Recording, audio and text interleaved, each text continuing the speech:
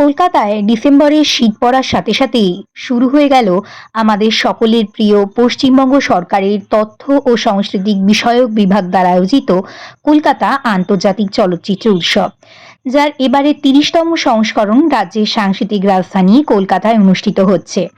চলবে ৪ঠা ডিসেম্বর থেকে ১১ই ডিসেম্বর ২০২৪।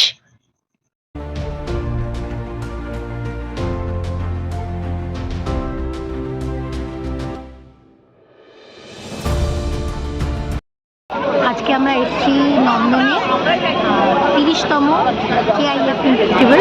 কিন্তু সমস্যাটা হচ্ছে আজকে শনিবার, মানে ফার্স্ট উইকেন্ড, সেজন্য মারাত্মক ভিড় রয়েছে। মানে জায়গাটা এত সুন্দর করে সাজিয়েছে, দূর থেকে ঘুরে দেখার জন্য ঠিক আছে, কিন্তু ফটো তুলতে গেলে এক গাদা লাইন দিতে হচ্ছে, যেটা আমার দ্বারা একদম পসিবল হয় না। সেজন্য সমস্ত ভিড় কাটিয়ে এসে আপাতত আমরা চা খাচ্ছি, যেটা ম্যান্ডেটারি আমার জন্য।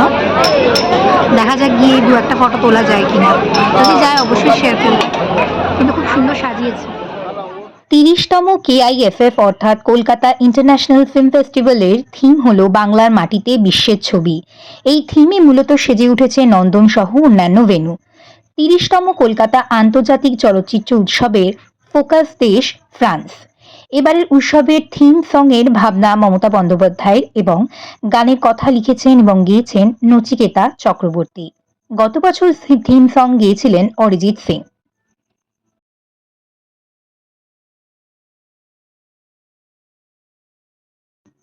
মোট ২০টি ভেন্যুতে প্রদর্শিত হবে ১৭৫টি ছবি। গত বছরের মতোই শহরের বিভিন্ন মাল্টিপ্লেক্স এবং সিঙ্গেল স্ক্রিনে দেখা যাবে দেশ বিদেশের ছবি।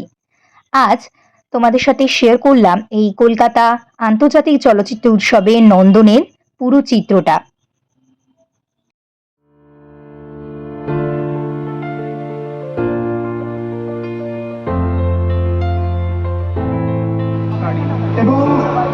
এবং যাকে দেখে নেব, তিনিও আমাদের বলিউডে অত্যন্ত অভিনেত্রী, প্রতিষ্ঠিত, নিজেকে করেছে।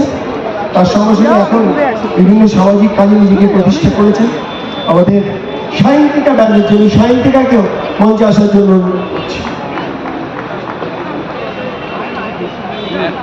এবার যাকে আমরা দেখে নেব, তিনি হচ্ছেন আমাদের ইয়াং জেনারেশনের কাছে হার্টথ্রব, যার অনেক cinema.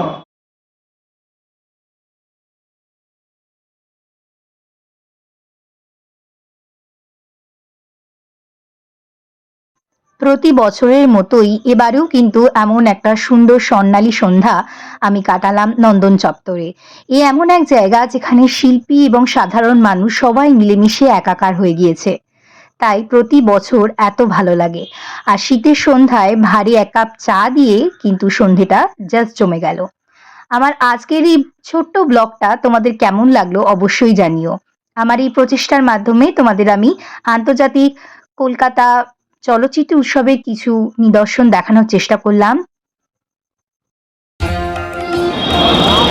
We are living from London.